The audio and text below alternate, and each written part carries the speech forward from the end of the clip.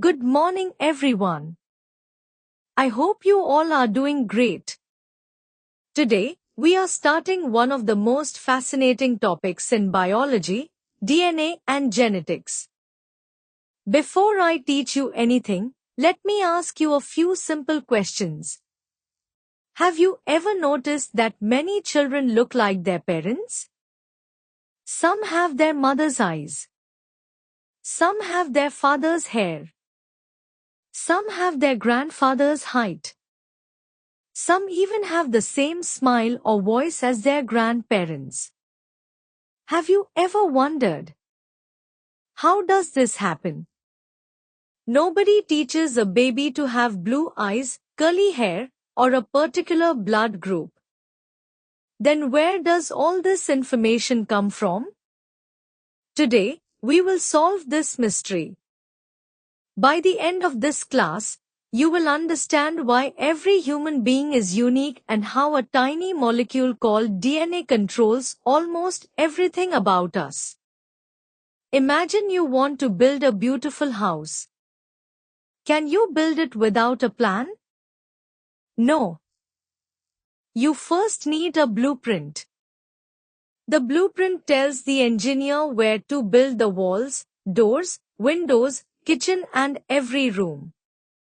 Similarly, our body also needs a blueprint. That blueprint is called DNA. This is why DNA is often called the blueprint of life. Now let's learn our first definition. Genetics is the branch of biology that studies how characteristics are passed from parents to their children. These characteristics are called traits. Examples of traits include eye color, hair color, skin color, height, blood group, shape of the nose. Even some diseases can run in families. All these are studied under genetics. Let's understand another important word. Heredity means the passing of traits from parents to offspring. Suppose your father is tall. There is a chance you may also become tall. Suppose your mother has curly hair. You may inherit curly hair too. This passing of characteristics from one generation to another is called heredity. Raise your hand if people say you look like your mother. Now raise your hand if people say you look like your father. See? Every family has similarities. That is heredity in action. Now look around your classroom. Is everyone exactly the same? No. Some students are taller. Some are shorter. Some have straight hair. Some have curly hair. Some have brown eyes. Some wear glasses. These differences are called variation. Variation makes every individual unique. Now here's a very interesting question. Even twins are not always exactly the same. Why? Because traits are influenced not only by genes but also by the environment. For example, nutrition, exercise, lifestyle, sunlight, and many other factors can affect how a person develops. So, genes provide the instructions, while the environment also influences the final outcome. Now we come to the star of today's lesson. DNA. Everyone repeat with me. D. N. A. DNA stands for deoxyribonucleic acid. Don't worry if this name sounds difficult. You don't need to memorize it immediately. Just remember one thing. DNA is the molecule that stores genetic information.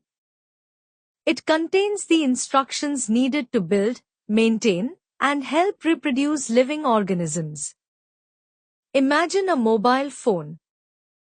Without software, the phone cannot work properly. Similarly, without DNA, our body would not know how to make cells, tissues, organs, or proteins.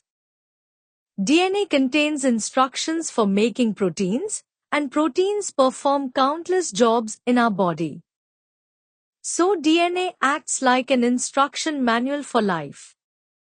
Now let me ask you another question.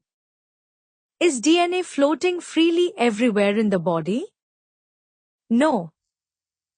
Most DNA is located inside the nucleus of our cells. The nucleus is often called the control center of the cell. Inside the nucleus are structures called chromosomes, and chromosomes contain DNA. Specific sections of DNA are called genes.